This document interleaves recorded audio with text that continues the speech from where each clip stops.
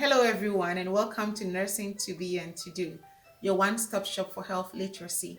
Today, I come your way again with type 3 diabetes mellitus, otherwise known as gestational diabetes. This particular diabetes affects pregnant women. Some women may be resistant to insulin before pregnancy, but not diagnosed until they go for their 24 to 28 week glucose tolerance test or their follow-up labs during that time frame and be detected as diabetic. And when that happens, you have to be very careful and manage your sugar very well. The main goal is optimal glucose level management and avoiding complications when you are diagnosed with diabetes. So take that note and make sure that when you are ever diagnosed with it, whether pregnant or not, that should be your goal. Okay, diabetes can affect several organs in the body, and especially when you're pregnant, you are very vulnerable. The extra weight gained and the hormonal changes in your body makes it difficult for insulin to be secreted. Insulin is a hormone too, so extra hormones are competing for attention, and insulin secretion is lessened.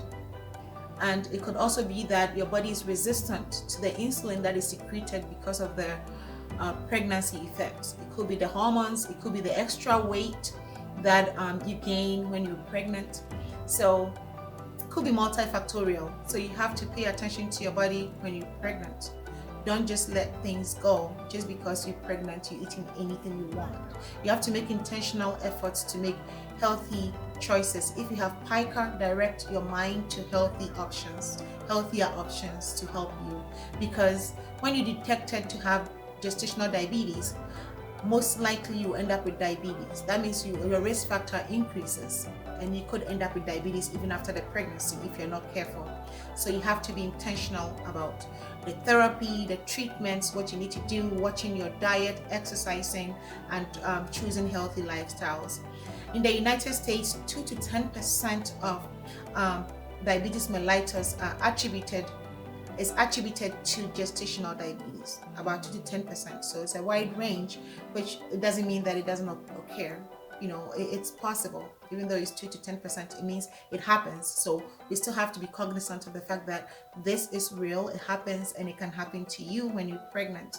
So be careful, know your numbers, and usually when you're between 24 to 28 weeks, the doctor may ask for a glucose challenge test where they give you a lot of glucose and check your blood levels at an hour, 2 hours, or 3 hours after that. Or they may do an A1C, a fasting blood sugar, where you check your sugar overnight. You don't eat overnight, and then they check your sugar in the morning before your first meal.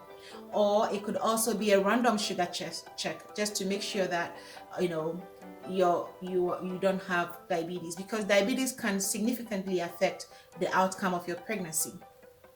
It can significantly affect it, so you have to take it serious. Don't think, oh, I'm pregnant, I'm eating for 2, so I'm eating anything I want. That's not a good mindset when you're pregnant. So think about it. Gestational diabetes, your hormones alone put you at risk for gestational diabetes, and also it could make you resistant to insulin. And even when you're resistant before, it increases the risk and make you even more resistant to insulin. Okay, so take note when you get pregnant and take good care of your health. The goal is maintaining adequate optimal glucose levels and management and control, preventing complications. Not even controlling complications, preventing it. We don't want it to happen. All right, so until I see you again next time, thank you for watching. I appreciate you. God bless you. Thanks. Bye.